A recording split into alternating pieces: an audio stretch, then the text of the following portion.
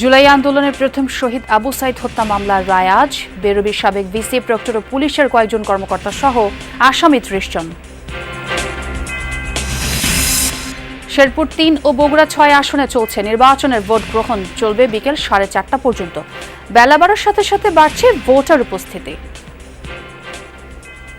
নিজের ভোট নিজে দিলাম ১৬-১৭ বছর পরে এই ভোট পরিবেশ পাইনি, এবার পাইছি। ভোট দিলাম, ভোট দিতে আমার খুব ভালো লাগলো। প্রায় ১৭ বছর পর আজকে ভোট দিলাম। খুব শান্তি শৃঙ্খলা ভাই ভোট চলছে। যুদ্ধবিরতি কার্যকরের কয়েক ঘন্টার মধ্যে লেবাননে ইসরায়েলের ভয়াবহ হামলা, ২৫০'র বেশি প্রাণহানি। আঙুল ট্রিগারে আছে ইরানকে হুঁশিয়ারি নেতানিয়াহুর।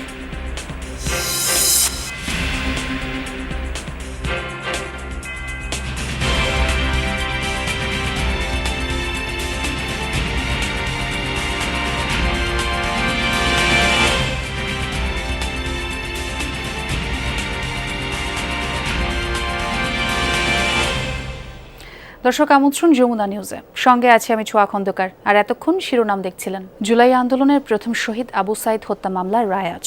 মামলার রায় সরাসরি সম্প্রচার হবে বিটিভিতে। বহুল আলোচিত এই মামলায় বেগম রোকেয়া বিশ্ববিদ্যালয়ের সাবেক ভিসি হাসিবুর রশিদ, সাবেক প্রক্টর শরীফুল ইসলাম, পুলিশের সাবেক এএসআই আমির হোসেন, সাবেক কনস্টেবল সুজন চন্দ্র রায় সহ ৩০ জনের বিরুদ্ধে রায় ঘোষণা করা হবে। রায় ঘোষণা করবেন আন্তর্জাতিক অপরাধ ট্রাইব্যুনাল ২। এই মামলায় ৩০ আসামির মধ্যে গ্রেফতার আছে ৬ জন। তাদের ট্রাইব্যুনালে হাজির করা হচ্ছে। বাকি ২৪ আসামি পলাতক রয়েছে।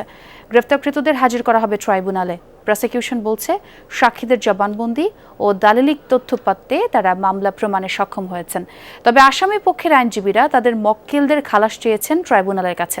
গত বছরের ২৪ জুন তদন্ত প্রতিবেদন দাখিল করা হয়। পরে ৬ আগস্ট অভিযোগ গঠন করে ২৭ আগস্ট থেকে শুরু হয় আবু সাইদ হত্যা মামলার বিচার। তদন্ত কর্মকর্তা সহ সাক্ষ্য দেন ২৫ জন। আন্তর্জাতিক অপরাধ ট্রাইব্যুনালেই আছেন সহকর্মী রাব্বি হোসেন, তার সঙ্গে কথা বলতে চাই। রাব্বি, আটক থাকা ৬ আসামিকে তো ট্রাইব্যুনালে আনা হয়েছে। মামলার রায় আসলে কখন নাগাদ ঘোষণা হতে পারে? আচ্ছা, আজকের এই দিন এবং আজকের এই সকালটি অত্যন্ত গুরুত্বপূর্ণ, কারণ আজকে জুলাই আন্দোলনের প্রথম শহীদ, যিনি আন্দোলনের সময় প্রতীক হয়ে উঠেছিলেন, আবু সাইদ হত্যা মামলার রায় ঘোষণা করবেন আন্তর্জাতিক অপরাধ ট্রাইব্যুনাল ২। আর কিছুক্ষণের মধ্যেই রায়ের ঘোষণার যে কার্যক্রম সেটি শুরু হবে এবং সেটি ভিটিভির মাধ্যমে সরাসরি সম্প্রচার করা হবে। ইতিমধ্যে এই মামলায় গ্রেফতারকৃত ৬ আসামিকে ট্রাইব্যুনালে হাজির করা হয়েছে এবং বাকি যে ২৪ জন আসামি রয়েছেন তারা পলাতক রয়েছেন। এছাড়া আজকে কিছুক্ষণ আগেই আবু সাইদের পরিবারের সদস্যরা ট্রাইব্যুনালে এসে উপস্থিত হয়েছেন। এই মামলার যারা আসামি পক্ষের আইনজীবী তারাও এখানে উপস্থিত হয়েছেন এবং প্রসিকিউশনের যারা টিমের সদস্য রয়েছেন তারাও এসেছেন। তবে আমরা অপেক্ষা করছি কিছুক্ষণের মধ্যেই রায়ের কার্যক্রম শুরু হলে আমরা আসলে জানতে পারবো যে এই মামলায় ৩০ আসামির কী ধরনের সাজা হতে পারে। এখানে প্রধান যিনি আসামি রয়েছেন বেগম রোকেয়া বিশ্ববিদ্যালয়ের সাবেক ভিসি হাসিবুর রশিদ এবং এখানে এই রংপুর মেট্রোপলিটন পুলিশের কমিশনার, পাশাপাশি বেগম রোকেয়া বিশ্ববিদ্যালয়ের সাবেক প্রক্টর শরীফুল ইসলাম, পুলিশের এখানে ৮ জন কর্মকর্তা আসামি করা হয়েছে এবং সেখানে ছাত্রলীগের ৯ জন নেতাকর্মীকে আসামি করা হয়েছে এবং বেগম রোকেয়া বিশ্ববিদ্যালয়ের ১২ জন অর্থাৎ ভিসি, প্রক্টর, বিভিন্ন বিভাগের শিক্ষক, কর্মচারী, কর্মকর্তা সহ সেখানে ১২ জন আসামি রয়েছেন। এছাড়া একজন চিকিৎসক নেতা এই মামলায় আসামি রয়েছেন। অর্থাৎ ৩০ জন আসামির মধ্যে ২৪ জন পলাতক রয়েছেন। পলাতকদের পক্ষে স্টেট ডিফেন্স নিয়োগ করা হয়েছে। এখানে প্রসিকিউশন থেকে বলা হচ্ছে যে এই মামলায় তারা সর্বোচ্চ শাস্তির দাবি করেন, যদিও আসামি পক্ষের আইনজীবীরা তাদের মক্কেলদের খালাস চেয়ে ট্রাইব্যুনালের কাছে আবেদন করেছেন। আমরা কিছুক্ষণের মধ্যে এই মামলার রায় ঘোষণার যে কার্যক্রম সেটি আসলে শুরু হবে, তখন আমরা জানতে পারবো কি সাজা হয়। জি, অনেক ধন্যবাদ রাব্বি আপনাকে। শেরপুর ৩ আসনে নির্বাচনের ভোট গ্রহণ চলছে। সকাল ৭:৩০ শুরু হওয়া ভোট গ্রহণ চলবে বিকেল ৪:৩০ পর্যন্ত। সকালে ভোটের সংখ্যা কিছুটা কম থাকলেও বেলা বাড়ার সাথে সাথে কেন্দ্রগুলোতে বাড়ছে ভোটার উপস্থিতি। আসনটির ২ উপজেলা শ্রীবর্দী ও ছিনাইগাতিতে মোট ভোটার ৪,১৩,৩৭৭ জন। ভোট কেন্দ্র ১২৮টি আর ভোট কক্ষ ৭৫১টি। নির্বাচনে প্রতিদ্বন্দ্বিতা করছেন বিএনপি প্রার্থী মাহমুদুল হক রুবেল, জামায়াতের মাসুদুর রহমান এবং বাংলাদেশ সমাজতান্ত্রিক দলের প্রার্থী মিজানুর রহমান। তবে মূল লড়াই বিএনপি জামায়াত প্রার্থীদের মধ্যে। নির্বাচন অবাধ, সুষ্ঠু, নিরপেক্ষ ও শান্তিপূর্ণ করতে বিজিবি, র্যাব, পুলিশ, ম্যাজিস্ট্রেট, সেনাবাহিনী সহ পর্যাপ্ত নিরাপত্তা ব্যবস্থা নেওয়া হয়েছে। প্রতিটি কেন্দ্রে পুলিশ ও আনসার সদস্য মোতায়েন রয়েছে। অপ্রীতিকর ঘটনা এড়াতে সতর্ক অবস্থানে রয়েছে আইন শৃঙ্খলা বাহিনী। 12 ফেব্রুয়ারির জাতীয় নির্বাচনের আগে জামায়াত প্রার্থী নুরুজ্জামান বাদলের মৃত্যুতে এই আসনে নির্বাচন স্থগিত করা হয়। পরিবেশ খুব সুন্দর, ইনশাআল্লাহ ভোট দিতে এবারে খুব আনন্দ বোধ করতেছি ইনশাআল্লাহ। এই বছর আমি ভোট দিতে পারি, আমি খুব শান্তিতে আছি। কোনো সমস্যা নাই, ভিতরে খুব সুন্দরভাবে তারা দায়িত্ব পালন করতেছে, দায়িত্বরত যারা রয়েছেন, এবং ভোটাররাও খুব উৎসবমুখর পরিবেশে ভোট দিতেছে আর কি। আল্লাহ রহমতে হেনারও শান্তি নাই, এনে শুয়ে শান্তিতে আমরা দিন কাটাবো। ভোট গ্রহণের এখনকার আপডেট জানবো সহকর্মীদের কাছ থেকে। জেলার শ্রীবর্দী উপজেলার রূপারপাড়া সরকারি প্রাথমিক বিদ্যালয় কেন্দ্রে আছেন আলামিন হক অহন। প্রথমে তার সঙ্গে কথা বলবো। অহন, প্রার্থীরা কি এরই মধ্যে তাদের ভোট দিয়েছেন, তারা কি বলছেন এ ব্যাপারে, এবং নির্বাচনের পরিবেশ নিয়ে তাদের অভিমতটা কি, কিছু জানতে পারলেন কিনা? বিএনপি প্রার্থী বলছেন যে এখন পর্যন্ত পরিবেশ ঠিকঠাক আছে, তবে জামাতের প্রার্থীর অভিযোগ নানান জায়গায় তাদেরকে এজেন্ট দিতেও কয়েকদিন আগে থেকে বাধা প্রয়োগ করা হয়েছে, যে কারণে আমি দেখেছি জামাতের প্রার্থীর দাঁড়িপাল্লার এজেন্ট সব বুথে আমি পাইনি, কিন্তু সেখানে গিয়ে বাস্তবতা দেখেছি যে আসলে যারা এনআইডি কার্ড সহ এজেন্ট হবেন বলে জমা দিয়েছিলেন তারা অনেকে আসেননি, কয়েকবার জানানোর পরেও তারা আসেননি, এমন কথা প্রিজাইডিং অফিসাররা বলছেন। আর আমি এখন যে কেন্দ্রটিতে আছি এটি বেশ ঝুঁকিপূর্ণ একটি কেন্দ্র, 28টি ঝুঁকিপূর্ণ কেন্দ্রের মধ্যে অন্যতম ঝুঁকিপূর্ণ কেন্দ্র এটি, এবং এই কেন্দ্রে সকাল থেকেই ব্যাপক বিশৃঙ্খলা লক্ষ্য করা গেছে। কয়েকজন অপ্রাপ্ত বয়স্ক কিশোর ভোটার নন, তারা ভোটের লাইনে দাঁড়িয়েছিলেন। কেন দাঁড়িয়েছিলেন, কাকে ভোট দেওয়ার জন্য দাঁড়িয়েছিলেন, জাল ভোট দেবেন কিনা এমন পরিস্থিতি ছিল কিনা, কিংবা নাকি শুধু লাইনে দাঁড়ানোর জন্য দাঁড়িয়েছিলেন সেটি বোঝা যায়নি, কারণ সে দৌড়ে পালিয়েছে। এবং আমরা দেখছিলাম এই কেন্দ্রটি এতটাই বিশৃঙ্খল অবস্থা যে সড়কের পাশেই, অর্থাৎ পাশেই যেহেতু কেন্দ্রটি এবং তার সাথে একটি মাঠ রয়েছে, সেখানে অনেক মানুষ, শত শত মানুষ, এবং এখানকার প্রিজাইডিং অফিসারকে আমি সেই প্রশ্ন করেছিলাম, এটি তো নিয়ম বহির্ভূত, এই মানুষগুলোকে সরিয়ে দেওয়া যায়নি কেন, তিনি তার সদুত্তর দিতে পারেননি, এবং এখানকার স্ট্রাইকিং যে ফোর্স আছে তাদেরকে যে জানানোর বিষয়টি সেটাও করা হয়নি। অর্থাৎ আমি যে সরাসরি সম্প্রচারে আছি, হাঁটতে হাঁটতে শুধুমাত্র কয়েক হাত সামনে চলে এলাম, আমার পেছনে যে মানুষগুলো দেখছেন একেবারে একটা বিশৃঙ্খল অবস্থা, এবং কেন্দ্রের পাশে এত মানুষ থাকার কোনো সুযোগ নেই, কেন ব্যবস্থা নেওয়া হচ্ছে না সেই সদুত্তর যেমন প্রিজাইডিং অফিসার দিতে পারেননি, নিশ্চয়ই এই ব্যাপারে ব্যবস্থা নেবেন সেটি আমরা এখন দেখতে চাই। সাধারণ মানুষও মনে করছেন আশেপাশের যে শেষ পর্যন্ত শান্তিপূর্ণভাবেই যেন তারা ভোটাধিকার প্রয়োগ করতে পারেন। অবশ্যই অহন, আপনাকে অনেক ধন্যবাদ। দর্শক, আমরা এবার একটু শ্রীবর্দী উপজেলার ভেলুয়া সরকারি প্রাথমিক বিদ্যালয় কেন্দ্র যেতে চাই। সেখানে রয়েছেন সহকর্মী আদিলুল মাহমুদ উজ্জ্বল। আদিল, বেলা বাড়ার পর ভোটার উপস্থিতি আসলে কতটা বাড়লো, এবং সেখানে নির্বাচনের সার্বিক পরিবেশ আপনি কেমন দেখলেন? কোনো অভিযোগ চোখে পড়েছে কিনা?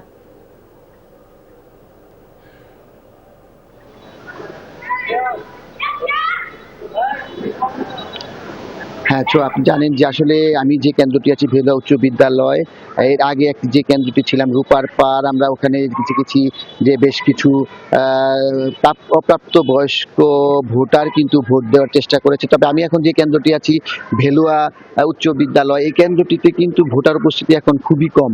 আমরা যতটুকু জেনেছি যে সকাল থেকে ভোটার উপস্থিতি থাকলেও এখন কিন্তু ভোটার উপস্থিতি অনেকটাই কম।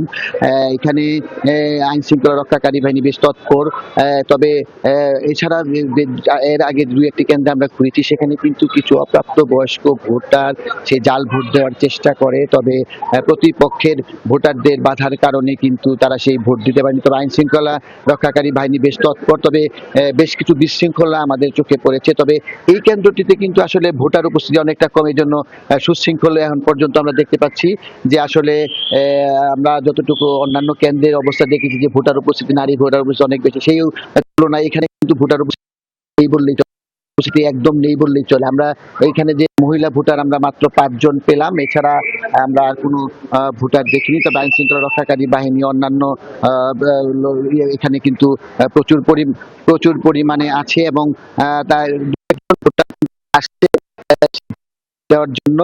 তবে এখন বড় কোনো অপ্রীতিকর ঘটনার খবর আমরা পাইনি। আদিল, অনেক ধন্যবাদ আপনাকে। বগুড়া ৬ আসনের উপনির্বাচনের ভোট গ্রহণ চলছে। সকাল 7:30 থেকে শুরু হয়ে বিকেল 4:30 পর্যন্ত চলবে ভোট গ্রহণ। সকাল থেকে বিভিন্ন কেন্দ্র ঘুরে দেখা গেছে ভোটার উপস্থিতি কম, তবে বেলা গড়ালে ভোটার উপস্থিতি বাড়বে বলে প্রত্যাশা সংশ্লিষ্টদের। এখন পর্যন্ত শান্তিপূর্ণভাবেই চলছে ভোট গ্রহণ। ঝুঁকিপূর্ণ কেন্দ্রগুলোতে বাড়তি নিরাপত্তা নেওয়া হয়েছে। প্রধানমন্ত্রী তারেক রহমানের ছেড়ে দেয়া এই আসনে বিএনপি মনোনীত রেজাউল করিম বাদশা, জামায়াত ইসলামী মনোনীত আবিদুর রহমান সোহেল এবং বাংলাদেশ ডেভেলপমেন্ট পার্টির আলামিন তালুকদার প্রতিদ্বন্দ্বিতা করছেন। ভোটার 4.5 লাখের বেশি। পাশাপাশি পোস্টাল ব্যালটের ভোটার রয়েছেন 3,736 জন। 11টি ইউনিয়ন এবং একটি পৌরসভার 21টি ওয়ার্ড নিয়ে গঠিত এই আসনের 150টি ভোট কেন্দ্রের মধ্যে 53টিকে অধিক গুরুত্বপূর্ণ বা ঝুঁকিপূর্ণ কেন্দ্র হিসেবে চিহ্নিত করা হয়েছে।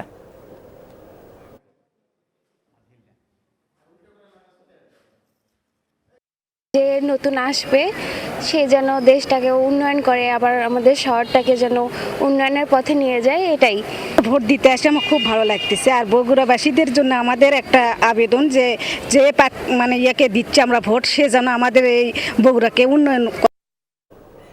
ভোটের আরও খবরাখবর জানাবেন সহকর্মী মেহরুল সুজন। তিনি আছেন নিশিন্দারা ফকিরউদ্দিন উচ্চ বিদ্যালয় কেন্দ্রে। সুজন, নির্বাচন নিয়ে ভোটারদের মাঝে সারা কেমন দেখলেন এবং কেন্দ্রে তাদের উপস্থিতি কী রকম এবং সেই সাথে ভোটের সার্বিক যে পরিবেশ সেটি সম্পর্কেও জানতে চাই।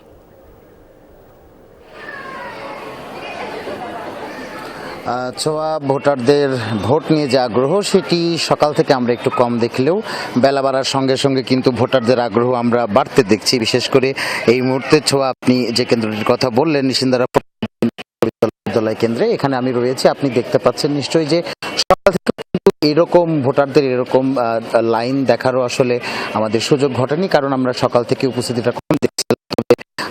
নেতাকর্মী যারা রয়েছেন প্রার্থীদের, তারা যেমনটি আশা করছিলেন যে বেলা যত বাড়বে তত হয়তো ভোটারদের উপস্থিতিটা বাড়বে, সেটি বোধহয় হতে যাচ্ছে। কারণ মোটামুটি 11টা পার হয়ে গেছে। আমরা দেখছি যে নারী ভোটারদের সংখ্যাটা কিন্তু ছোঁয়া অনেকখানি বেড়েছে এবং এই পাশাপাশি পুরুষদের যে কেন্দ্র, সেই কেন্দ্রগুলোতেও কিন্তু ভোটারদের উপস্থিতি কিন্তু আমরা দেখছি আস্তে আস্তে বাড়ছে। আপনি জানতে চাচ্ছিলেন পরিবেশ কিন্তু এখন পর্যন্ত শান্তিপূর্ণ। আমরা গতকাল পর্যন্ত দেখেছিলাম যে 2 জন প্রার্থী, বিশেষ করে বিএনপির রেজাউল করিম বাদশা এবং জামায়াতের আবিদুর রহমান সোহেল, তারা 2 জনই কিন্তু পরস্পরের বিরুদ্ধে গতকাল পর্যন্ত অভিযোগ করেছেন। তবে আজকে সকাল থেকে এখন পর্যন্ত কিন্তু আমরা তেমন কোনো অভিযোগ কিংবা আইন হয়েছে এরকম কোনো খবর আমরা পাইনি। শান্তিপূর্ণ পরিবেশে কিন্তু ভোট চলছে এবং ভোট গ্রহণ কর্মকর্তারা বলছেন যে তারা বিকেল 4:30 পর্যন্ত এরকম শান্তিপূর্ণ পরিবেশেই ভোটগুলো নিতে চান। অনেক ধন্যবাদ সুজন আপনাকে। হামের উপসর্গ নিয়ে গত 24 ঘন্টায় রাজশাহী ও ময়মনসিংহ মেডিকেলে 6 শিশু মৃত্যু হয়েছে। এর মধ্যে রাজশাহীতেই প্রাণ গেছে 4 শিশুর। এ নিয়ে জানুয়ারি থেকে এ পর্যন্ত রাজশাহীতে চিকিৎসাধীন অবস্থায় মৃত্যু হলো 60 জনের। মেডিকেল কলেজ হাসপাতালের আইসিইউতে হামের উপসর্গ নিয়ে চিকিৎসাধীন শিশুদের অনেকের ক্ষেত্রে অ্যান্টিবায়োটিক সহ কিছু গুরুত্বপূর্ণ ওষুধ কাজ করছে না বলে জানিয়েছেন চিকিৎসকরা। এদিকে ময়মনসিংহ মেডিকেলে গত 24 ঘন্টায় 2 শিশু সহ 4 সপ্তাহে প্রাণ গেছে 9 জনের। বরিশাল, রংপুর ও চট্টগ্রাম বিভাগেও বাড়ছে হামের আক্রান্ত সংখ্যা, যাদের বেশিরভাগই শিশু। আজ 5ম দিনের মতো দেশের 18 জেলা 30 উপজেলায় চলছে বিশেষ টিকাদান কর্মসূচি। আগামী 20 এপ্রিল থেকে দেশজুড়ে শিশুদের টিকা দেয়া হবে বলে জানানো হয়েছে।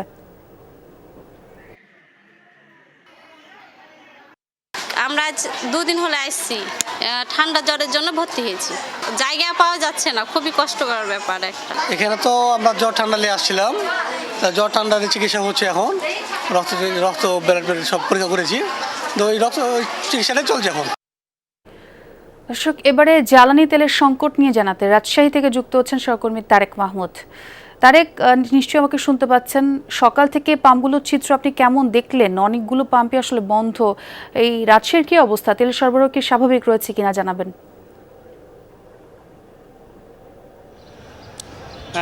ছোঁয়া, রাজশাহীতে যে পাম্পগুলোতে আসলে তেল দিচ্ছে সেই পাম্পগুলোতে একদমই দীর্ঘ লাইন। আমি যদি আমার এই পেছনের চিত্র একটু দেখাতে চাই, এইখানে প্রায় 1 কিলোমিটার জুড়ে কিন্তু এই পাম্পের মোটরসাইকেলের যে দীর্ঘ লাইন সেটি কিন্তু আমি দেখেছি।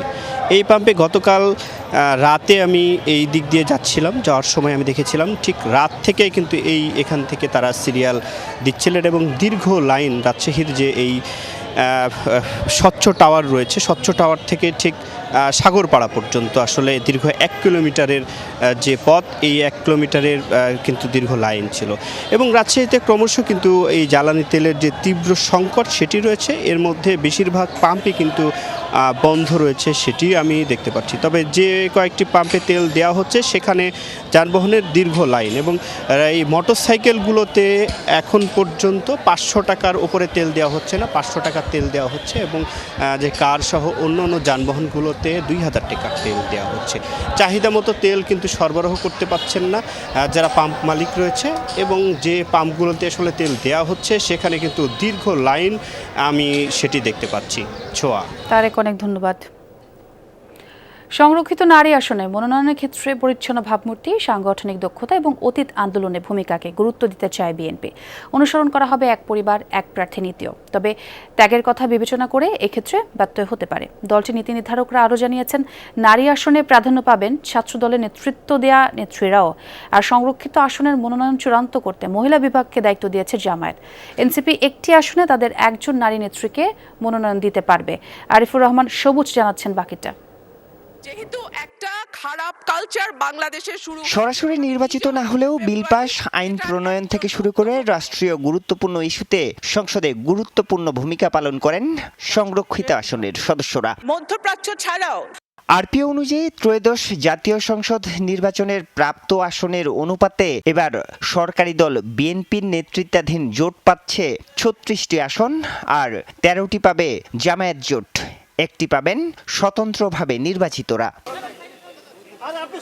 নিরঙ্কুশ বিজয়ের পর থেকেই সংরক্ষিত নারী আসনে মনোনয়ন পেতে দৌড়ঝাঁপ শুরু করেন বিএনপির নেত্রীরা। এর মধ্যেই জমা পড়েছে কয়েকশো নারী নেত্রীর জীবন বৃত্তান্ত।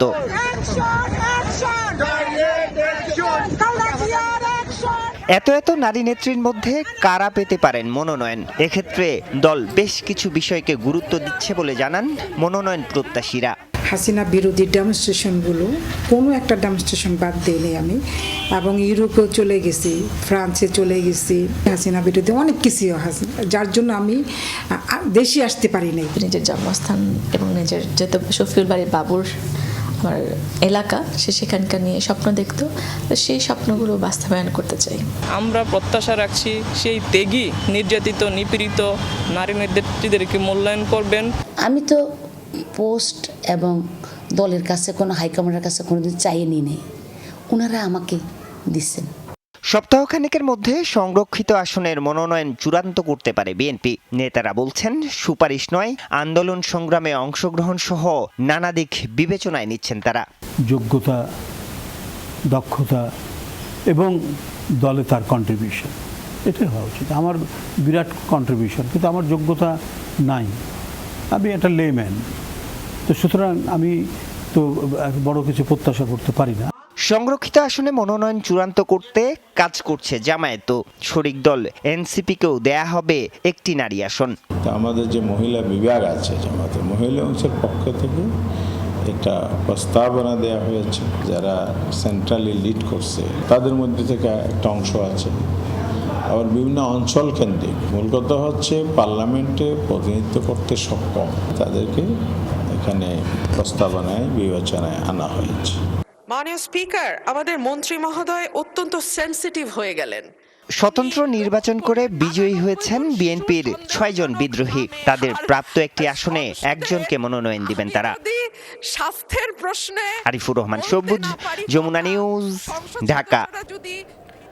বুধবার বিকেলে ঢাকা মেডিকেল কলেজ হাসপাতালে চিকিৎসক ও ঢাকা বিশ্ববিদ্যালয়ের শিক্ষার্থীদের সংঘর্ষের ঘটনায় 24 ঘন্টার মধ্যে জড়িতদের বিরুদ্ধে ব্যবস্থা না নিলে কর্মবিরতিতে যাওয়ার হুঁশিয়ারি দিয়েছে ইন্টার্ন ডক্টর সোসাইটি। বুধবার মধ্যরাতে রাজধানীর বকশীবাজারে ফজলে রাব্বি হলে এক ব্রিফিংয়ে এই কথা বলেন সংগঠনটির সাধারণ সম্পাদক ডক্টর নাবিল বিন কাশেম। জরুরি বিভাগে কর্মরত ইন্টার্ন ও ট্রেনি চিকিৎসকদের উপর নেক্কারজনক হামলার ঘটনায় ইন্টার্ন ডক্টর সোসাইটির পক্ষ থেকে গভীর উদ্বেগ, ক্ষোভ ও তীব্র প্রতিবাদ জানান তিনি। সে সাথে এই ধরনের সহিংসতার পুনরাবৃত্তি রোধে কার্যকর পদক্ষেপের আহ্বান জানানো হয়। হামলাকারীদের শনাক্ত করে 24 ঘন্টার মধ্যে হাসপাতাল কর্তৃপক্ষের বাদী হয়ে মামলা এবং দোষীদের বিচার নিশ্চিত করা সহ 4 দফা দাবি তুলে ধরে সংগঠনটি। মাত্র 10 মিনিটের ব্যবধানে লেবাননে 100 দফায় আকস্মিক হামলা চালিয়েছে ইসরায়েল, যা দেশটিতে তেল আবিবের চালানো স্মরণকালের সবচেয়ে ভয়াবহ হামলা। এখন পর্যন্ত প্রাণ গেছে 254 জনের, আহতের সংখ্যাও প্রায় 2500। শুধু রাজধানী বৈরুতেই নিহত হয়েছেন 92 জন। যুদ্ধবিরতির কারণে ইসরায়েলে হামলা স্থগিত করেছিল লেবাননের সশস্ত্র গোষ্ঠী হিজবুল্লাহ, কিন্তু শর্ত মানেনি তেল আবিব।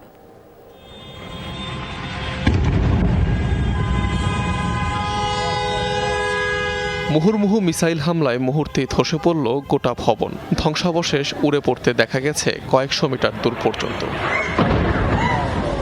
বুধবার লেবাননে এই যাবৎকালে সবচেয়ে ভয়াবহ হামলা চালায় ইসরায়েলি বাহিনী। দেশ জুড়ে একযোগে চালানো হয় সারপ্রাইজ অ্যাটাক। মাত্র 10 মিনিটের ব্যবধানে 100 দফা হামলায় কাঁপে বিভিন্ন প্রান্ত। বরাবরের মতোই তেল আবিবের দাবি, সশস্ত্র গোষ্ঠী হিজবুল্লাহর অবস্থান লক্ষ্য করে চালানো হয়েছে অভিযান। আইডিএফ লেবানন জুড়ে আকস্মিক হামলায় হিজবুল্লাহর সদর দফতরগুলোকে টার্গেট করেছে। পেজার অভিযানের পর এটি হিজবুল্লাহর উপর সবচেয়ে বড় ও সুসংহত আঘাত। হিজবুল্লাহর সক্ষমতা কমাতে আইডিএফ জোরালো অভিযান অব্যাহত রেখেছে। রাজধানী বৈরুত সহ হামলার শিকার হয় নাবাতিয়ে, বালবেক, আলেই, টায়ার, সিদন ও হেরমেল। বেকাভেলি ও দক্ষিণাঞ্চলেও বিভিন্ন অঞ্চলেও করা হয় বোমাবর্ষণ। হিজবুল্লাহর বহু কমান্ড সেন্টার ধ্বংসের দাবি করেছে তেল আবিব। লেবাননের বেশ কিছু এলাকাকে পুরোপুরি বিচ্ছিন্ন করে দিয়েছে ইসরায়েলি বাহিনী। উদ্দেশ্য হিজবুল্লাহকে দখল নিতে না দেয়া। লাইতানি এলাকার দক্ষিণাংশ লেবানন থেকে বিচ্ছিন্ন। সেখানকার বাসিন্দাদের সরিয়েছে তাদের নিরাপত্তার জন্য। আমরা অবিরাম গোলাবর্ষণের মাধ্যমে অঞ্চলটিকে নিরস্ত্র রাখতে কাজ করে যাচ্ছি। ইরানে যুক্তরাষ্ট্র ইসরায়েলের যুদ্ধবিরতি কার্যকর হলে চুক্তির প্রতি সম্মান দেখিয়ে হামলা বন্ধ করেছিল হিজবুল্লাহ, অথচ তা মানেনি তেল আবিব। এমন হামলার ঘটনায় নিন্দা জানিয়েছে বিভিন্ন দেশ, ক্ষোভ প্রকাশ করেছে আন্তর্জাতিক সংস্থা রেড ক্রস। যুদ্ধবিরতি লঙ্ঘনের জবাবে ইসরায়েলকে লক্ষ্য করে রকেট ছুড়েছে হিজবুল্লাহ। আগ্রাসন বন্ধ না হওয়া পর্যন্ত পাল্টা জবাব চলবে বলেও হুঁশিয়ারি দিয়েছে। 2024 সালে হিজবুল্লাহর বিরুদ্ধে সর্বশেষ এমন বড় পরিসরে হামলা চালিয়েছিল আইডিএফ। যোদ্ধাদের কমিউনিকেশন ডিভাইস পেজারে ম্যালফাংশন ঘটিয়ে করানো হয় একাধারে বিস্ফোরণ, যাতে একযোগে অসংখ্য হিজবুল্লাহ সদস্য হতাহত হয়। গেল 1 মাসে লেবাননে চলমান ইসরায়েলি আগ্রাসনে প্রাণহানি বেড়ে দাঁড়িয়েছে 1500-এ। অনিক রহমান, যমুনা নিউজ। যে কোনো মুহূর্তে আবারও হামলার জন্য প্রস্তুত ইসরায়েল। আঙুল ট্রিগারেই রয়েছে এমন হুঁশিয়ারি দিয়েছেন ইসরায়েলের প্রধানমন্ত্রী বেনিয়ামিন নেতানিয়াহু। বুধবার সংবাদ সম্মেলনে বলেন, আরও কিছু লক্ষ্য অর্জন বাকি। এর মধ্যে রয়েছে ইরান থেকে ইউরেনিয়ামের মজুদ পুরোপুরি সরানো। সেটি চুক্তি অথবা শক্তি প্রয়োগের মাধ্যমে হতে হবে বলেও মন্তব্য করেন নেতানিয়াহু। তিনি বলেন, যুদ্ধবিরতির অর্থ এই নয় যে ইরানের বিরুদ্ধে ইসরায়েলের অভিযান শেষ। ইসলামাবাদের আলোচনায় ইরান যে কোনো সময়ের তুলনায় দুর্বল প্রতিপক্ষ হিসেবে মুখোমুখি হবে বলেও দাবি করেন তিনি। আমাদের পূরণের জন্য আরো লক্ষ্য রয়েছে, হয় চুক্তির মাধ্যমে নয়তো শক্তি প্রয়োগের মাধ্যমে সেগুলো অর্জন করব। যে কোনো মুহূর্তে লড়াইয়ে ফেরার জন্য প্রস্তুত আছি। আমাদের আঙুল ট্রিগারেই রয়েছে। ইসরায়েলের সাথে সমন্বয়ের মাধ্যমেই যুদ্ধবিরতি হয়েছে। বলতে চাই, এটা আমাদের অভিযানের শেষ নয়, বরং চূড়ান্ত লক্ষ্য অর্জনের পথে বিরতি।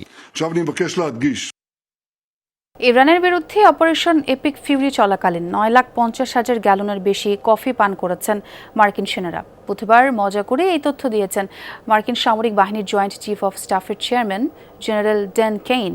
জানান, সেনারা অভিযান চলাকালে 7 লাখেরও বেশি মিল গ্রহণ করেছেন, পান করেছেন 20 লাখ এনার্জি ড্রিঙ্ক। কেবল তাই নয়, প্রচুর নিকোটিনও সেবন করেছেন সেনারা।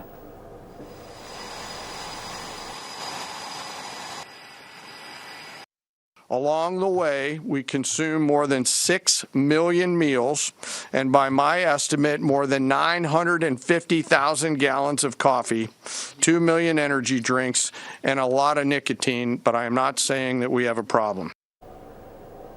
দর্শক, এই ছিল যমুনা নিউজে।